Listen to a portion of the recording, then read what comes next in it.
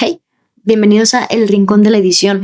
Me di cuenta que el audio del intro se grabó un poco bastante mal, entonces bienvenidos y bienvenidas a Malas Raíces. Les voy a dejar directamente con el video, espero que lo disfruten. Hablamos un poco de la ansiedad financiera, De la ansiedad financiera silenciosa y también de qué pasa cuando esa ansiedad financiera silenciosa se conjuga con una deuda muy fuerte y cómo es que podemos atravesarla y también evitar tomar ese tipo de decisiones el día de mañana. Entonces, eso es. Bienvenidos y bienvenidas a Malas Raíces.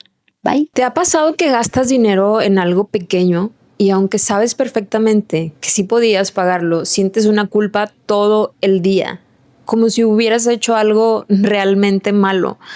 Y revisas tu cuenta bancaria una y otra vez, haces cuentas mentalmente, tu cuerpo se tensa todo. Y aunque realmente, irracionalmente tú sabes que no estás en crisis emocional, se siente como si sí estuvieras en crisis. Y eso es algo de lo que casi nunca se habla. Eso para mí es la ansiedad financiera silenciosa. Porque no estamos hablando solamente de no tener dinero. Estamos hablando de vivir con una sensación constante de preocupación, una presión, un miedo, incertidumbre alrededor del dinero, incluso cuando aparentemente todo está perfecto. Y esa ansiedad financiera se puede detectar en cosas muy pequeñas, desde gastar 500 pesos en algo que tú no tenías contemplado y entonces sientes esta culpa, aunque sí te alcanzaba realmente y aunque no pasa nada grave porque gastaste 500 pesos, no pusiste nada en riesgo, absolutamente nada, pero hay una voz de fondo en tu cabeza que empieza: ¿y si no debí gastar eso? ¿Y si luego lo necesito? ¿Y si estoy siendo irresponsable con este gasto? En realidad, gastar 500 pesos no es una situación crítica, más bien es esa voz en tu cabeza, ese ruido constante de fondo, como si tuvieras un zumbido en el oído que no te deja en paz. Y entre más la escuchas, más escala la ansiedad, hasta que empiezas a sentirte alerta, como con pánico, como si estuvieras en una emergencia. Y yo precisamente por eso lo llamo una ansiedad silenciosa, porque no grita, pero sabes que está ahí, te está estorbando emocionalmente todo el tiempo. Y lo peor es que uno aprende a vivir con ese ruido, sin preguntarse y sin cuestionarse de dónde viene. La ansiedad financiera silenciosa rara vez viene de una crisis real. Nace de lo que aprendimos o no aprendimos sobre el dinero. Muchos crecimos viendo o escuchando que el dinero no da tranquilidad, da estrés. Y tal vez en tu casa el dinero era un tema justo, un tema incómodo.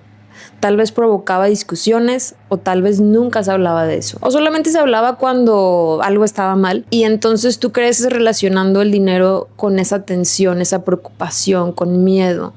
No importa si había mucho o había poco en casa, el problema es que nunca nos enseñaron a relacionarnos sanamente con él, porque pareciera que el dinero solamente podía vivirse de dos formas: o lo sufrías o lo presumías, pero rara vez se entendía. Y precisamente porque el dinero era un misterio, nadie te habló de las emociones que hay detrás del dinero. Lo que probablemente escuchaste fue: no te vayas a endeudar, el que debe pierde, las deudas son malísimas, arruinan vidas, el dinero es malo, todo malo con el dinero.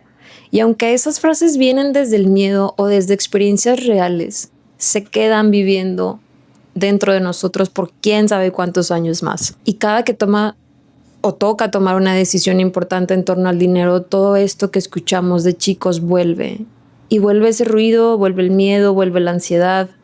Habemos personas que nos preparamos para cualquier emergencia o cualquier decisión importante. Personas que tenemos nuestro ahorro, personas que tenemos un colchón, personas que ya tenemos cubiertos nuestros gastos fijos, pero aún así vivimos con ansiedad financiera todos los días. Si esto solo se tratara del número que tenemos en la cuenta de banco, entonces no nos preocuparíamos. Pero en cambio sí nos preocupamos. ¿Por qué? Tener dinero nos da sensación de seguridad. Y entre más alto el número en la cuenta, pues más seguros debemos estar. Según, pero nunca estamos lo suficientemente seguros. Siempre volvemos a sentir que nunca es suficiente, a pensar catastróficamente en que algo podría salir mal, a vivir intentando prevenir absolutamente cualquier problema cuando ni siquiera está pasando nada. Y así poco a poco tu estado emocional empieza a depender completamente del dinero. Si ganas dinero, ahora sí voy a respirar y me puedo relajar. Y si gasto, me siento culpable. Si algo cambia, me asusto. Y vives emocionalmente dependiendo del dinero, una y otra vez. Aunque tu realidad no sea tan grave, como tu mente te hace sentir, una de las cosas más importantes que debemos entender e internalizar es que la estabilidad no solo se construye en una cuenta bancaria. La estabilidad realmente viene acompañada de la relación emocional que tenemos con el dinero. Y de poco va a servir tener más ceros en tu cuenta si ningún número va a ser suficiente para ti. Siempre eso va a ser poco, siempre te va a faltar. Porque puedes ganar más, sí, pero vas a seguir viviendo con miedo. Tú puedes tener más y seguir sintiendo ansiedad. Entonces, pues la próxima vez que estemos a punto de tomar una decisión financiera que sea grande, ya sea comprar, invertir, endeudarte, lo que sea, y sientas ese ruido de fondo, hazte una sola pregunta. ¿Estoy evitando mover este dinero porque no tiene sentido o lo estoy evitando porque me da culpa? Y si la respuesta es la segunda, el problema entonces no es la decisión, eres tú y el dinero. Pero sabes, esa relación sí puede cambiar. Eso que Caro describió muy bien al principio, como ese ruido de fondo, esa ansiedad silenciosa, yo lo viví de la forma más concreta posible, güey. Estaba atrapada en un trabajo que me hacía sumamente infeliz, sin poder salirme, porque ya tenía una mensualidad fija de 12,000 pesos, que pues tenía que pagarlos sí o sí. Entonces, la deuda no solo me costó dinero, me costó opciones. Y eso es exactamente lo que pasa cuando tu relación con el dinero toma decisiones por ti. Les voy a contar una historia personal.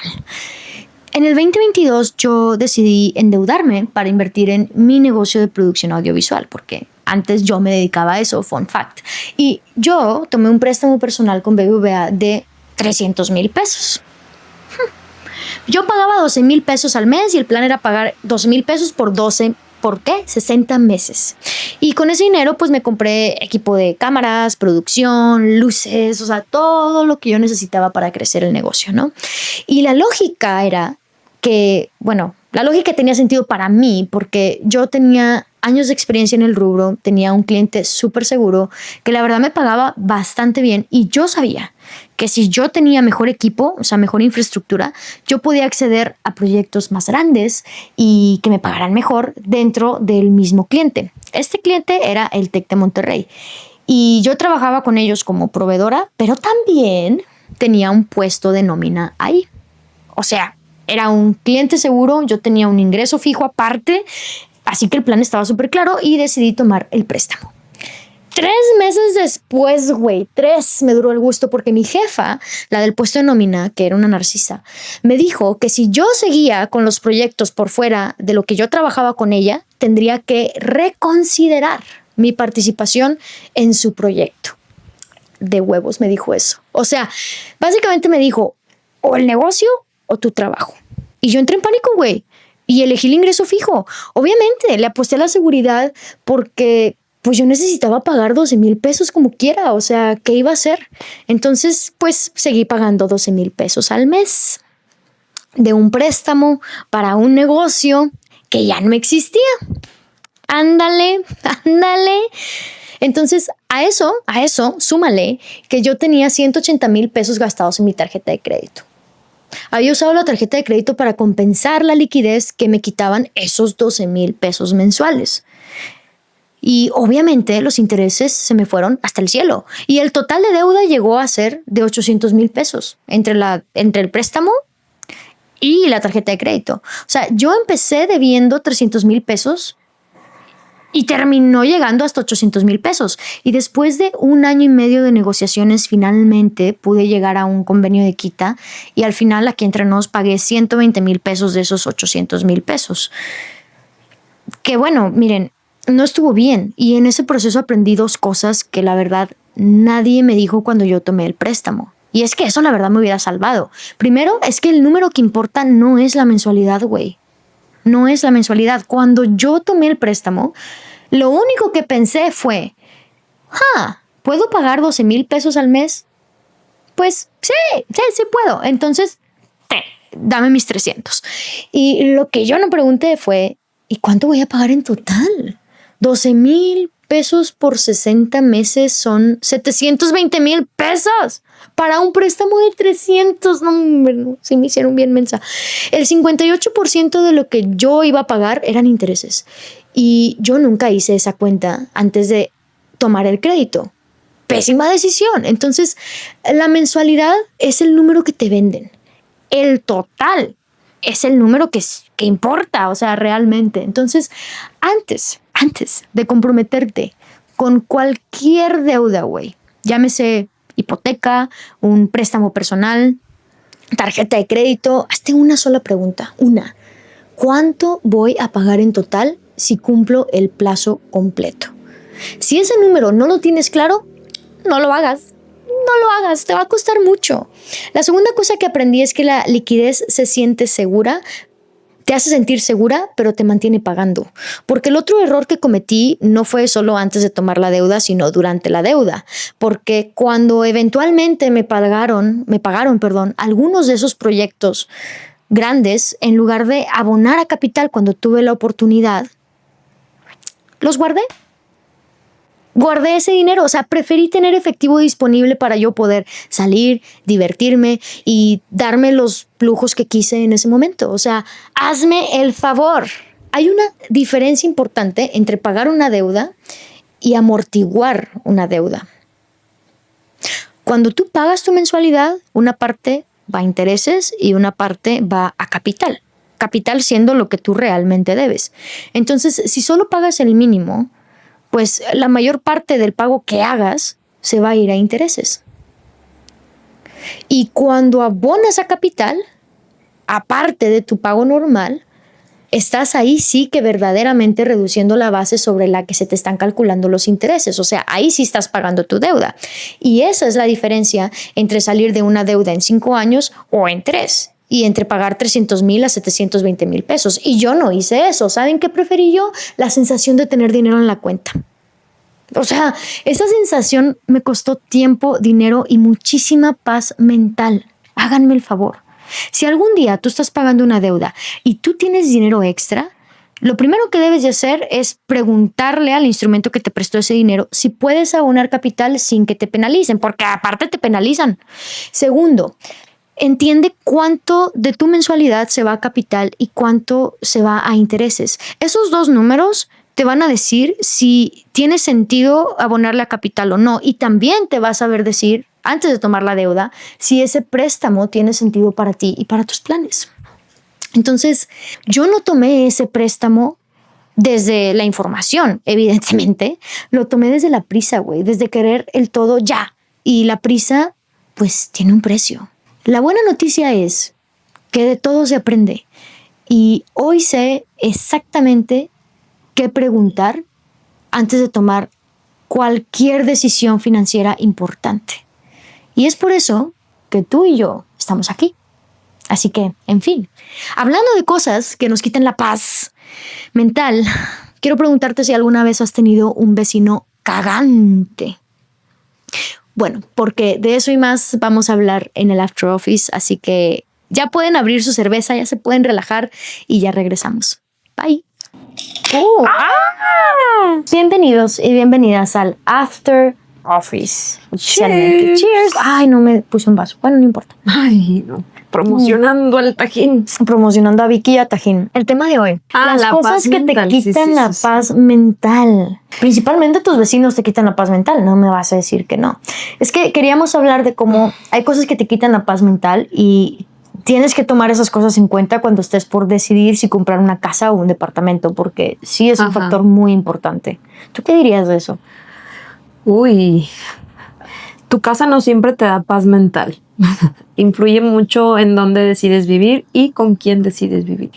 Entonces, pues pueden ser muchos factores, desde tus roomies, si elegiste vivir con roomies, desde tus vecinos, y si tus vecinos tienen perros y a ti no te gustan los ruidos random de que en la madrugada o cada vez que pasa un carro o pasa una persona o quien sea y el perro está ladrando compulsivamente y a ti no te gusta el ruido, pues es molesto y definitivamente te quita la paz. Sí. 100%. Hay muchas cosas que te pueden quitar la paz mental y hay cosas que de alguna u otra manera sí puedes prevenir. Por ejemplo, si tú estás en puerta de comprar un departamento, es muy importante que sepas y conozcas el material de las paredes que van a dividir los departamentos. Es normal que dentro del mismo departamento las paredes de entre los cuartos o el baño sea tipo tabla roca, pero cuando es exactamente el mismo material lo que divide departamento a departamento, déjame decirte que no hay manera de que el vecino queme un pan y tú no te des cuenta, güey.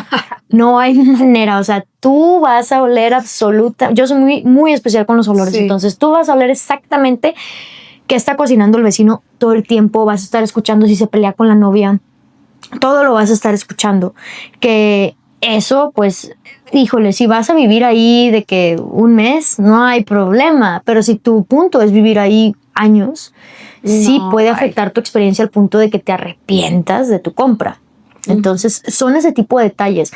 Eso de saber de qué van a estar hechas las paredes de los muros entre departamentos se llama memoria de calidades. Entonces, son el tipo de cosas, el tipo de detalles que tú deberías preguntar para saber qué es lo que puedes esperar de ese material con respecto al ruido, con respecto a los olores, con respecto a todo. Entonces, de entrada yo diría eso, que creo que es una manera muy práctica de poderlo prevenir de alguna forma. El entorno también, o sea, si estás en un depa o casa cerca de una avenida, o sea, muy así que estás muy expuesto, pues si hay camiones, si por ahí pasa un tráiler o lo que sea, que te quite la paz, que te quite la paz mental del ruido todo el tiempo, o sea, no, la moto, ay no, cómo me cagan las motos. Es que una de esas o sea, va a aventar otro meme. No digas eso, no digas. Sí soy. No, pero sí soy, es la verdad. Sí, confianza, pero estamos en confianza. Todos son funables. No, pero así es el comercial de vive en Apodaca Towers. ¿Lo has visto? Ven, no, pero espérame. Es porque el comercial dice, vive en Apodaca Towers. Mira, estos son tus espacios y mira, esta es tu vista. Y es cuenta que quitan la cortina de la ventana, se puede apreciar perfectamente el mar de carros que hay en la avenida. El tráiler pasando. Sí, o sea, dices, atractivo, o sea, hijita, no lo menciones, mejor. Entonces, nada, me acordé de Apodaca Towers porque es una realidad eso que tú dices. O sea, al final del día, el entorno, pues, oye, si vas a vivir al lado de las vías del tren y quieres que nunca suene el tren, no. Híjole, o sea, está complicado. A ver, entiendo que a algo tienes que renunciar, a algo tenemos que renunciar todo el tiempo y a lo mejor es cuestión de que tú hagas una lista de a qué cosas sí estás dispuesto a renunciar. A lo mejor el sonido del tren no te importa. A lo mejor ver el mar de carros te gusta y está bien, pero tienes que tener muy puntualmente identificado a qué estás dispuesto a renunciar y qué son los no negociables para ti. Exacto, hagan su lista de negociables y no negociables. Y ya en base a eso, pues elijan su paz. Elijan sus batallas porque no lo podemos tener absolutamente todo. No, es imposible tenerlo todo, o sea, no hay manera. La verdad es que a nosotros nos toca mucho por el tema de las rentas, gente que quiere tenerlo absolutamente todo. Y desde que, hijito, a ver, no se puede, o sea, a algo vas a tener que renunciar eventualmente. Si te topas con la aguja en el pajar y resulta que encontraste la propiedad ideal para ti, padrísimo. Pero ¿Pajar o pajar? ¿Cómo que es pajar? Bueno, donde te encuentres la aguja. Donde te encuentres la aguja, pues, agárrala. Oye, sí que es un pagal. ¿O qué dije? No existe pajal, dijiste pajal. Dije pajal. ¿Qué dijiste? Soy china. El punto es que sí, o sea, a algo vas a tener que renunciar eventualmente y tienes que tener tu lista de prioridades. Entonces, cuando estés en puerta de comprar una casa o comprar un departamento, pues sí, fíjate en el entorno. O sea, fíjate que hay incluso también, oye, pues ok, voy a comprar en este depa y no, pues ya van a empezar a construir la segunda torre y pues tú vas a vivir ahí mientras estén construyendo. Entonces también fíjate en esos detalles. Todo depende de tu tolerancia al ruido, de tu tolerancia o de tu paciencia respecto a no pasa nada. Yo con tal de comprar más económico, yo puedo esperar a que me lo entreguen o puedo aguantarme unos meses a que esta construcción termine. O sea, depende mucho en serio de sus prioridades. Sí, y aquí en Monterrey pasa mucho que tú vas a comprar, no sé, un ejemplo de departamento y dices, me encanta este depa por la vista. Y sí, en este momento de tu vida sí tiene una vista espectacular al Cerro de la Silla, bruto. Puede ser que en ese momento sí, cuando te enseñan el depa que vas a comprar, tiene una vista espectacular al Cerro de la Silla, pero nadie te va a decir que en 1 o 2 años van a construir literal una torre en tu ventana. O sea, nunca más vas a volver a ver el Cerro de la Silla y lo único que vas a ver son güeyes construyendo enfrente de tu ventana con el ruidazo de las pinches máquinas. Tienes que, pues, aprender a vivir con eso o rentarle el depa a alguien más y tú irte a vivir a otro lado. Entonces, como decíamos antes, son unas cosas por otras. Si eso no te va a quitar tu paz mental, súper. No hay pedo que vayan a construir una torre enfrente de tu ventana. Pero sí, pues considéralo. Considera todos esos factores. Pregunta si tienen planes de construir a qué tan corto o largo plazo y ya tú decidirás si te conviene o no. Capaz si te dicen sí vamos a construir en, no sé, 5 años y tú dices, ok, puedo vivir de aquí a 5 años aquí y en 5 años veo qué hago con este departamento. Eso también es un muy buen plan. Entonces, pues solo es cuestión de encontrar tus negociables y tus no negociables y encontrar paz en lo que pues más feliz te haga, en lo que estés más cómodo en ese momento de tu vida. Exacto, creo que es eso. El mensaje en este After Office es básicamente, evidentemente hay muchas cosas que nos pueden quitar la paz mental, prioriza, prioriza y elige a qué estás dispuesto o dispuesta a renunciar y cuáles son tus no negociables y eso te va a orientar mejor a la hora de decidir dónde comprar o dónde vivir en tu próxima renta también. Entonces, ese sería el mensaje, al menos por ahora. Hay una serie de ventajas y desventajas de comprar departamento, como existen ventajas y desventajas de comprar casa. No vamos a entrar a tema tanto en este After Office respecto a las desventajas de comprar en una torre o de vivir en una torre, como las reglas que existen, la administración, etcétera, pero sí lo pueden leer todo en nuestra guía de casa versus departamento. Entonces, si quieren ver más a fondo como todos estos factores y realmente tener un checklist de preguntas que le deben de hacer a su asesor de ventas al momento de comprar, vayan a raicesmx.com, revisen la guía casa versus departamento o revisen los checklists que son completamente gratis y dense una idea de cuál es el tipo de preguntas que deben de hacer, qué es el tipo de información que es indispensable tener para tomar una decisión verdaderamente informada y nos veremos aquí la próxima semana. Y que no les dé pena, ustedes preguntan todo lo incómodo, siéntanse seguros 100% al tomar su decisión. Es mejor caer gordos a quedar como pendejos. ¿Es cierto? Entonces no vayan a quedar como los dos. Bye. Ya sería mucha avaricia. Bye. Ay, no. Nunca había probado esto en mi vida, Todavía ni cómo.